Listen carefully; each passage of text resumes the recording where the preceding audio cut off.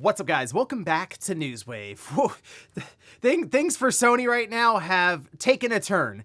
They've gotten downright ugly since their announcement of moving away from physical video games to start 2028. And I gotta tell you guys, this might be the most pushback I've ever seen for PlayStation. And yes, that does include the time where they announced the PS3 would be $600 and that people would get a second job to get it, but we'll go over all of that here today. Also, we are going to be talking about Microsoft as people right now are bracing for layoffs and studio closures next week. There was a bit of a scare for a beloved studio within Microsoft, and we have Nintendo, who just released a video game that actually is very fun, and we got some initial sales figures for it, and something tells me Nintendo has bigger plans here for Star Fox, but we'll go over all of that and more. Guys, if you enjoy these videos, make sure you hit that like button, helps out a ton, and if you're new here to the Spawn Wave channel, make sure you subscribe down below, and of course, members for the channel do get Newswave early. If you would like to learn more about that, click the join button or link in the description down below,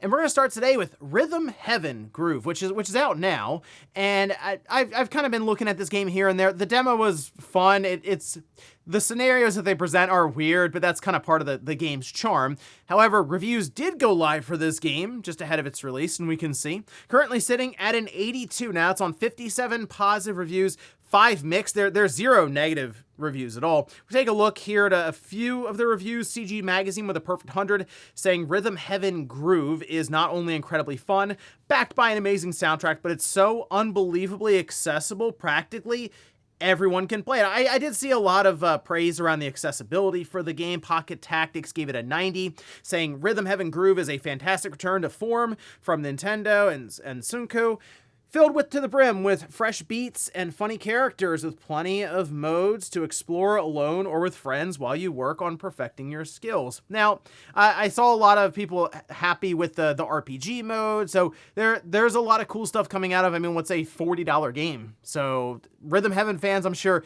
very, very excited for this one. It is currently available as it just came out yesterday. Also, the Steam machine has started to fill orders and people are getting their systems. And one person I saw pop up online, Shuhei Yoshida. Yeah, he put out a little mini review you can see over on a social media account, and he seems kind of underwhelmed by the device. The 3D performance just being meh. The system recommends to default to 1080p, even referencing going back to the PS4 days for this one. Now, he does seem to like the design itself. The system UI is easy to use, and the changeable faceplates, that's kind of neat. At times, those games do take a while to boot up, seem to have to do with maybe shaders or other parts to it. Again, it's kind of a grab bag of titles on Steam, depending on what people are going to start playing on their Steam machine. But I still just look at this as, it's just too expensive outright for what it offers, especially when it comes to the performance itself in larger 3D games, and that's basically what his review boiled down to. It's hard to recommend at the current price point with the performance that's attached. Oh, and check this out. We had a bit of a surprise from Capcom with Onimusha. You can see over on their account, it's being moved up at least a few weeks here to September 4th. Now, we talked about how that one retailer online mentioned this, and we hadn't really heard anything from Capcom until now, so I guess they did technically leak out early that the game is releasing at the beginning of September instead of at the end, and that's nice since there were a ton of games that were right there with it, even on the same day, certainly the same week. So, hey, I don't mind. If they want to move it up 3 weeks, it's a game that I'm really looking forward to. The demo was awesome. Yeah, I'll be picking this one up immediately. And it's not the first time that we've seen Capcom do this. They did the same thing with Pragmata, where they moved it up, like a week or two or something. So it's Capcom being Capcom. They're on a roll. They're putting out high-quality games. And if they need to, they'll move the date forward to avoid some other ones, but give a game like Onimusha its own spotlight. And guys, with some of the quick news out of the way, let's get into the bigger stuff. Let's start right away with Sony, after, of course, they made the announcement heard around the world having to do with physical media for PlayStation, obviously going into PlayStation 6. No longer being available. They're just not going to produce Blu-ray discs any longer. That would be going in your system, that being the PS5 now, and then the PlayStation 6 when that generation starts up, as they are targeting January 2028 for all of this to, I would say, start, but kind of end. That being the physical games. Okay, so the thing with that is Sony put it out there, and it's pretty clear they knew there'd be backlash. And I say that because they have not done anything on social media for their main account. It's been more than 24 hours now, and people were noticing, oh, it's very similar to what happened with Bluepoint, where they announced the closure of Bluepoint, and then they were gone for 3 days or something. So something tells me they might have been gone for like a week with this, because if you look over on the announcement, this is over on Twitter. It's almost at 100 million views. By the time this video goes up, it may be there, as right now I'm looking at it, 98.5 million views. That is absolutely absurd, because when all the GTA 6 stuff was going down, and we know Sony was doing their own little marketing push alongside of Rockstar with the pre-orders, I mean, that was at like 2 or 3 million views. So this is insane. And then if you look at the replies versus the likes and everything else, and people are just roasting Sony in the comments. There's even like full community notes, several community notes actually attached to this thing. It is going insane. And here's the thing, their support handle will still post stuff. So PlayStation Support US was like, hey guys, here's how you can take screenshots and record gameplay on the PS5, just in case you have those awesome gaming moments that you want to share and remember. And then the comments are just annihilating them. I mean, it's like, I don't know, almost 2,000 comments to like 270 likes, and it's exactly what you would figure. It's a lot of people posting images of their physical collection, posting images of different quotes from things like Metal Gear Solid, and just saying, hey, we're not happy, okay? Like, somebody needs to do something over there at Sony to fix this. Now, at this point, we even have it breaking, say, containment of the video game space out to the mainstream. Sure, you have companies like Gamefly who they kind of have to comment on this, because they just run on the idea of being able to rent physical media and mail it to your house.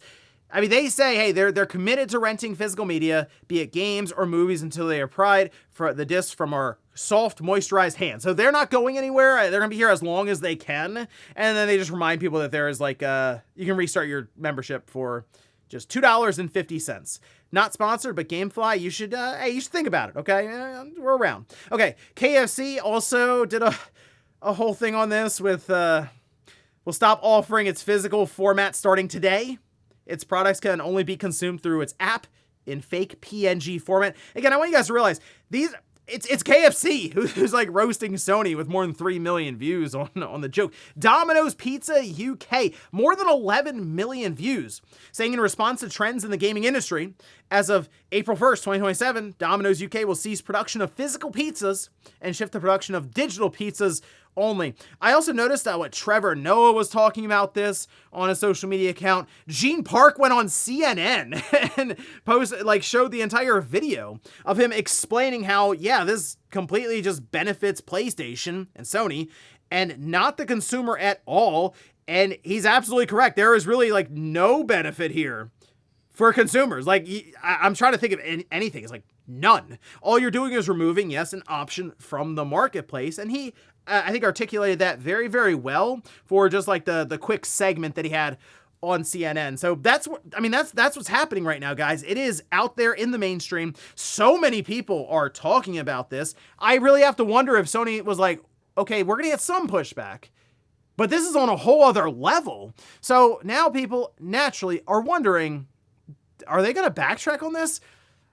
It's something I feel like they've been planning for a bit, and there was a report going around at at the factory where they are producing the discs, and how it was like, yeah, we're kind of already reorganizing and moving things around because Sony has been kind of communicating this for a little bit. So I do wonder, because they're already going to be behind the 8 ball with the PlayStation 6. It's going to be expensive, and people are pretty content with their PS5, and now so more than ever, if let's say the PS6 doesn't have any kind of attachable disk drive or something to play your back catalog of PS5 or PS4 games, why wouldn't you just stick with the PS5 as long as possible? So it's already going to be difficult to get them to upgrade from the PS5. This would make it even more difficult, all right? So with that in mind, I talked about the petition yesterday, and people were noticing in the comments, I saw it, people were like, I don't see the petition and I realized it was like sandwiched between many links in the sources. This time, what I'll do down in the description, I will have it completely separated so it's easy to find. And like we can see over on that petition now, it's over 21,000 signatures. And I mean, it has been climbing. It's currently trending right now, gaining momentum in business and economy. So I don't know if a change.org petition is going to be the thing that moves the needle for Sony. But I will admit, just the overall noise, it's hard to ignore. And I wonder what Sony's strategy would be here if they went, ooh, okay, we shouldn't have done that. Now what? I mean, they can definitely, I feel like they can backtrack on this thing, but the damage is done in the sense that we know what they want to do now. They want to move away from physical media. And it's not, I think third parties kind of want it too, because the cut for third parties is even lower than what it is for Sony putting putting physical boxes and discs on store shelves, because they also have to pay out a percentage to Sony. So Sony's kind of out there like, hey, we'll make the move, we'll make the announcement, and the third parties are like, all right, cool. Although there are developers out there right now that are kind of talking like, man, we won't be able to get our game on a disc at all, a physical release for this thing ever. I do think there is some I think some of the developers out there and smaller studios want to see their games someday on store shelves in the form of a physical disc and PS5 box art, the whole thing there. So that's something else that could be off-putting, yes, to some of these different studios. So Sony is they obviously stepped in it now. I am just wondering if they say anything about this, or if they just go, you know what, it's full speed ahead right now, and we will go holiday 2027 to launch the PlayStation 6. It'll be $1,000 and digital only. I think that's going to be tough when many of your enthusiasts right now who do buy physical media, it kind of looks like many of them are saying they're done with PlayStation. And I do wonder when the shiny box is shown and put in front of them, if they will hold up on that and go, nah, you know what, I want to have physical media. So if that is the case and they really do hold true there, I mean, it's going to be so tough for Sony to be able to sell large amounts of PlayStation 6 systems. And then what do you do if you're Sony going into that kind of a generation? That's a tough thing to figure out. So I guess we'll keep an eye out for Sony. I don't know what else they can do right now on their main account other than address this in some capacity. And maybe that's just kind of what we have to wait and see for, because I kind of feel like the rest of this week they're out. Next Monday, that's kind of what I'm thinking. They get the weekend and they maybe formulate some kind of plan. And it might be, hey, you know what, we messed up. Here's our strategy to keep doing disc production. Or, too bad, it's digital only going forward, and we'll give you more details as we get further along into this year and then into 2027. Next up, let's talk about a bit of a scare as we're going into next week, and people are kind of bracing for layoffs and studio closures at Microsoft as they are now pushing through their 100-day reset. And there have been discussions around cancellations of things like Blade, which would be very, very frustrating, because I think Arcane can make, I'll say, an above average game with the character. And I feel like Blade fans have gone through it enough. At least they got Marvel Tokon adding Blade to the game. It looks awesome. But having like its own dedicated game after what happened with the movie, and they could use that win, right? Well, when I do see some reports pop up and start to mention different studios, we kind of have an idea. But then another one got thrown into the mix. This was over on, we can see, the game business. This was with Christopher Dring. And in this report, while naming things like Compulsion Games and others, he named Obsidian. It seemed to be based on information that he received, I guess, on this one. And that, of course, set the internet off going crazy. Because they're like, hold on a minute. We kind of were hoping Obsidian would make Fallout or something like that. Just something, right? Well, after this was making the rounds and people were kind of because they're already freaking out about the PlayStation physical stuff. So people are already on edge. And then here comes the idea of, actually next week, you're also going to hear Obsidian is shutting down, or they're spinning off, or something's happening there. Yeah, it didn't go over great. Well, then Jason Schreier did come in here saying, despite a report this morning, I can confirm that Obsidian is not in negotiations to avoid shutting down. Plenty of details are still up in the air surrounding the layoffs. Picture will be clear on Monday, but Xbox is keeping Obsidian, according to people familiar with the situation. Now, he was asked about the idea of like Fallout. He said, they're not really working on Fallout right now, so we'll see with that in the future. But then Windows Central also came in and said, no, Xbox Obsidian Studio isn't shutting down. Okay. And then the GameBusiness.com did have an update at the bottom here, basically retracting the statement with an update. So there we go. It's again, people are already kind of expecting just they're kind of expecting worst case scenario right now with Microsoft. So when you just randomly throw out a studio like that with Obsidian based on information heard or not, Think about if you're Obsidian right now and you didn't get any word of this, and all of a sudden you see a report and then it's circulating online, as of course many people, they see stuff on social media. That's not going to go over great there either for morale, which is already, I think, struggling with Microsoft's current moves and at least their 100-day reset. So not a great look there for the game business, but at least for now it seems like Obsidian is safe. But again, we'll know more next week, apparently starting on Monday when the real news starts to fly around. And in our last bit of news, let's talk about Star Fox and some of its debut sales here in Japan, which we can see. Now, these will be the top 10 titles, with Star Fox at the top, 41,680 copies. Again, these will all be physical over-the-counter sales of these different games. Then we have Tomodachi Life at 2, Power Pros 2026 at 3, eFootball Kickoff at 4, Pokemon Pocopia at 5, Mario Kart World at 6. Then we have Metabots Card Row Battle. Interesting. Okay, that's 4,348 of those. And then we have Blackish House. That's 4,114. Then The Adventures of Elliot and Minecraft round out the top 10. Moving over to the hardware, the Switch 2 is at the top, 24,879. Seems to be a pretty, I guess, standard baseline for the Switch 2 right now, after that price increase, coming in right around that 25 to 26,000 or so mark. Then we have the PS5 right below that, 9,896.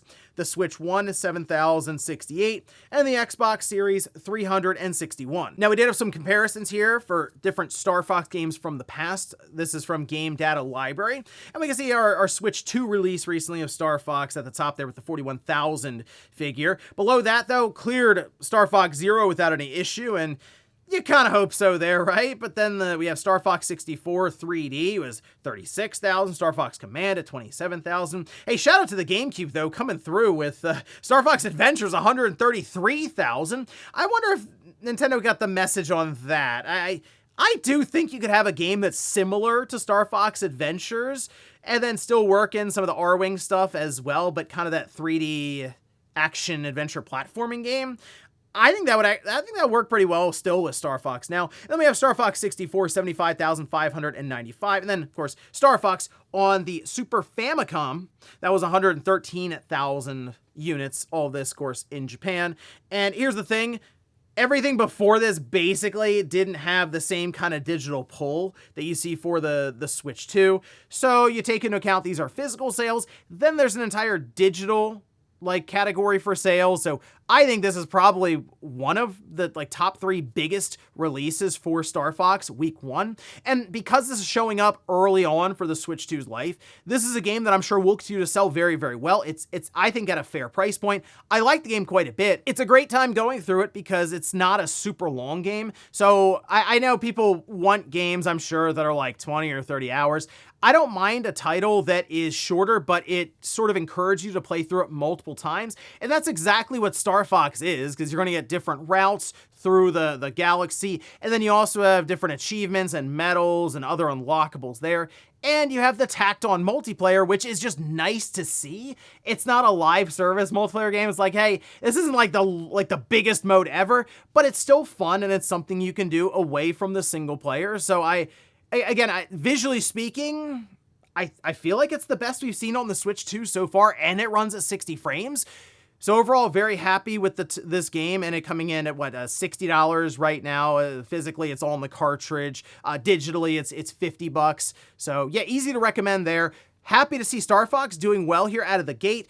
And all I can do is hope that Nintendo had this planned out and that there is another Star Fox game, but bigger, not necessarily just remaking Star Fox, say, 64. It's like, oh, let's actually try to branch out a franchise that I think has a ton of potential, and maybe we'll work to where it's more like your Star Fox Adventures, and then the R-Wing stuff also added in. So, hey, awesome to see Star Fox off to a fast start here in Japan. And before we go to the comments of the day, we'll take a look at the poll that I posted up yesterday, where I ask, will Sony have an option for attaching a Blu-ray drive to the PS6 for PlayStation 4 and PlayStation 5 discs? 83% just say no. 17% say yes. So I think it'd be a very, very odd thing for Sony to not have some sort of detachable disc drive. Now, here's the other part. I don't think it's going to be as form-fitting as the current PlayStation 5 detachable disc drive. I think this is something that might be like that HD DVD drive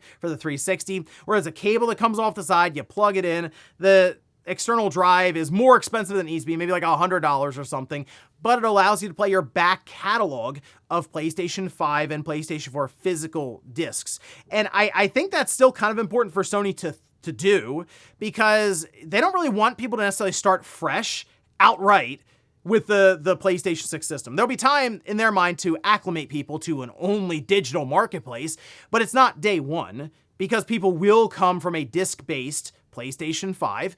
So I think it's important to at least have that as an option, so that you don't go, well, I guess I should just trade all this stuff in then, or sell it and get a PC, or maybe go see what Xbox is doing, or move over to the Switch too, because these games won't work on the PlayStation 6 anyway. So that's one of the reasons I think it actually makes sense for Sony to do it.